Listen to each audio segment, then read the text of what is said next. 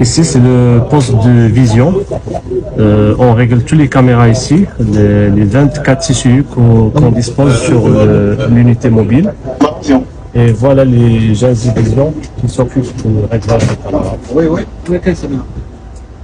Sur les RCP.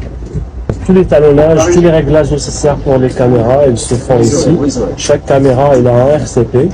Et on a aussi un MSU. Là, on peut gérer toutes les caméras sur une seule remote.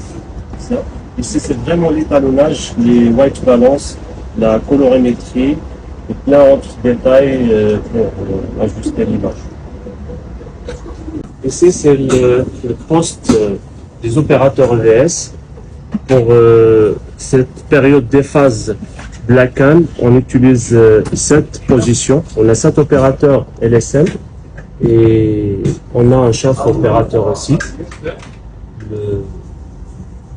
Et cet opérateur qui gère tous les ralentis. Test angle, test mic, test. Les images replay, ça se fait d'ici. Et aussi les sujets bumper, les résumés, tout ça se fait ici.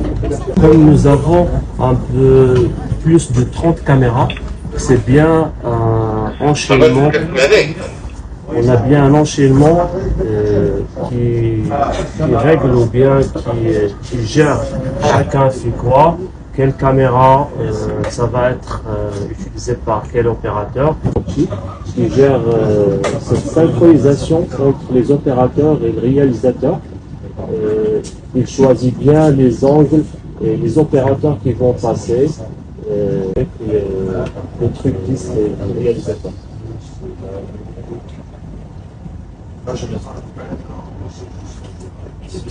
Cette partie, on la réserve pour le backup et on prend une partie pour le chef opérateur. C'est ici qu'il voit toutes les images de tous les opérateurs. On a bien dit qu'on a 7 opérateurs qui travaillent sur 6 serveurs avec toutes les sources nécessaires dedans.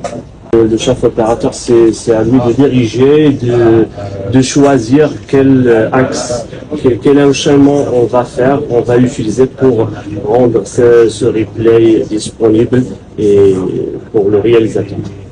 Et juste en entrant ici, on est sur la partie de la production. On a